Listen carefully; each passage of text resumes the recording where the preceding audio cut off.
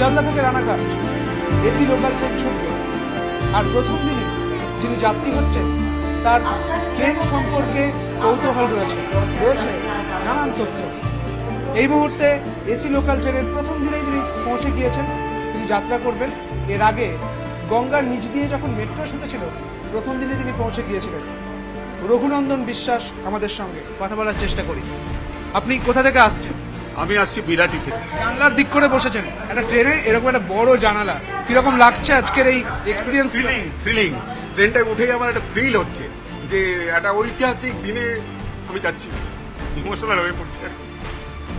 গঙ্গার তলা দিয়ে যখন গেছিল, মানে গঙ্গার নিচ দিয়ে যখন মেট্রো ছুটেছিল, আপনি প্রথম দিনই পৌঁছে গেছিলাম, কিন্তু ওখানে একটা অসুবিধা ছিল, বাইরেটা তো দেখা যায় না, একটা নীল একটা রেখা উঠলো, সকলে বললো আমরা এখন গঙ্গার তলা দিয়ে যাচ্ছি। কিন্তু ট্রেন ট্রাভেলের সবচেয়ে বড় মজা যেটা landscape, moving landscape, changing landscape, এইটা ভারতকে জানার, আপনার আমাদের দেশের লোককে জানার, ট্রেনের দুপাশে লোকেদের জানার যে সুযোগ, সেটা আমি ফ্লাইটেও পাইনি। আমি স্টেট ব্যাংকে একজন ম্যানেজার ছিলাম, ফ্লাইটেও পাইনি, কোথাও পাইনি। এই ট্রেন হচ্ছে এত সুন্দর একটা যানবাহন যে দেশকে জানার পক্ষে এত ভালো সোর্স আমি এখনো পাইনি। কি কি তথ্য রয়েছে আপনার কাছে? কি কি আপনি পড়াশোনা করেন, বই মানে রয়েছে দেখছি, রেল নিয়েই আপনার সাধারণত কৌতূহল?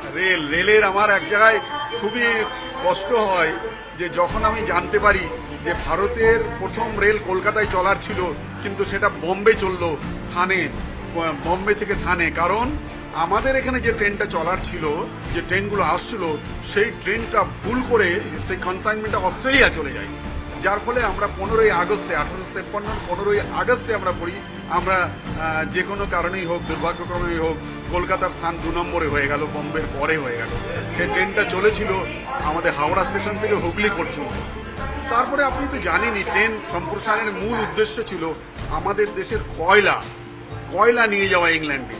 পরবর্তীকালে নানা রকম যানবাহনের প্রচলন হলো এবং ভারতবর্ষে অনেক রকমের ট্রেন ছিল, বিশেষ করে প্রাইভেট যে রাজ্য প্রিন্সলি স্টেটগুলো ছিল তাদেরও আলাদা আলাদা ট্রেন লাইন ছিল।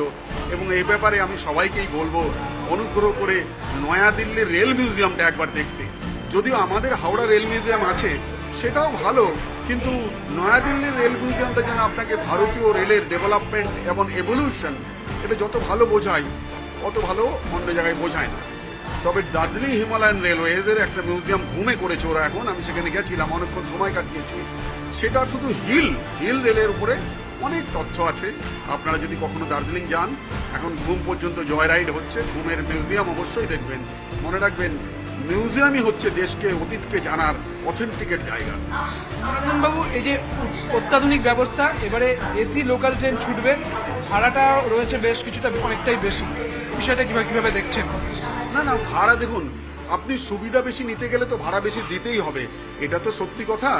যে আপনার এই ট্রেনে যারা চাপবে তাদের অর্থনৈতিক ক্ষমতা বেশি থাকা দরকার।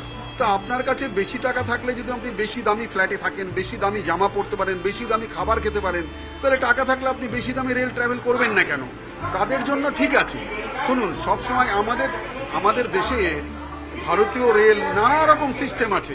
রাজধানীর একরকম সুবিধা, দুরন্তের একরকম সুবিধা, অন্যান্য ট্রেনের একরকম সুবিধা। তো আমার কাছে অর্থ আছে, অর্থ আমি অপেক্ষাকৃত আরামপ্রদ উপায় খরচ করতেই পারি, এটা কোনো অসুবিধা নেই।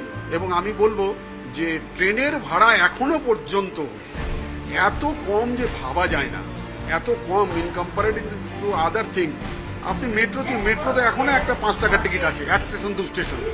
আপনি ভাবতে পারেন একটা আধুনিক সিস্টেমে আমরা চাপছি 5-10 টাকায়।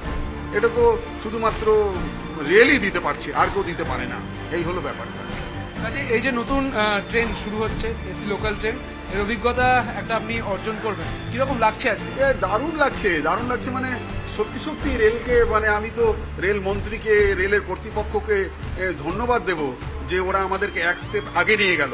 আমি বলবো অবশ্যই সুবিধা হলো, এবং যাদের কাছে পয়সা আছে তারা আরামে ডিউটি করবে। কিন্তু এখানে একটা অসুবিধা আমি লক্ষ্য করছি, সেটা হচ্ছে ট্রেনটা না, এই ট্রেনে যারা চাপবে স্বভাবতই তাদের কাছে টাকা বেশি থাকতে হবে, সাধারণ লোকেরা চাপতে পারবে না।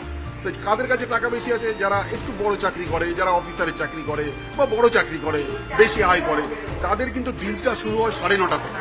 9টা 9:30টার মধ্যে they should have to in the office or work place. তাহলে 9:30 যদি হয়, এই ট্রেনটাকে কলকাতায় ইন করানো উচিত ছিল 9:30 আগে। কলকাতায় এটা ঢুকছে 10টা কততে আমি দেখলাম, 10:12 না কততে, 10:10-12তে ঢুকছে। তাতে হবে কি, ওই লোকগুলো এই ট্রেনটাকে ছেড়ে দেবে। তা রেলকে যদি ব্যবসা করতে হয়, তাহলে যে সময় বেশি দামি কাস্টমার বা অ্যাফোর্ডেবল কাস্টমাররা ট্রেনে উঠছে, সেই সময়ের জন্য এই ট্রেনটাকে প্লেস করা উচিত ছিল বলে আমার মনে হয়। মানে এটা বড় লোকের ট্রেন। অবশ্যই বড় লোকের না, বলবো অধিকতর ক্ষমতা সম্পন্ন লোকের ট্রেন। তাছাড়া যারা অসুস্থ রুগী টুগী আছে না, এটা ভিড় কমাবে, আপনি দেখবেন এখানে অত ভিড় হবে না। তো অসুস্থ রুগী, তার কাছে 120 টাকায় রানাঘাট থেকে এখানে আসছে, এটা কি ভাবা যায়? ট্যাক্সি হলে কত টাকা লাগবে? এই ঠান্ডার মধ্যে লোকটি আসবে। কলকাতায় বিভিন্ন মেডিকেল কলেজে প্রতিদিনই শত শত লোক আসে চিকিৎসার জন্য, তাদের ক্ষেত্রে সুবিধা। আমি রেলকে বলবো এরকম আরও ট্রেন চালু করতে। ওরা 1-2 মাসের মধ্যেই বুঝতে পারবেন যে এর এফেক্টটা কী হলো। কার্যত একেবারে আজকে যখন উদ্বোধন হচ্ছে, আগামীকাল থেকে যখন এসি লোকাল ট্রেন শুরু হচ্ছে, ঠিক তার আগে সেই অভিজ্ঞতা নিতে, তার পূর্বের অনেক অভিজ্ঞতা রয়েছে, কিন্তু আবারও এই নতুন ট্রেনের নতুন অভিজ্ঞতা নিতে পৌঁছে গিয়েছেন রঘুনন্দন বিশ্বাস। ক্যামেরায় পিন্টুর সঙ্গে সুদীপ্ত, নিউজ 18 বাংলা।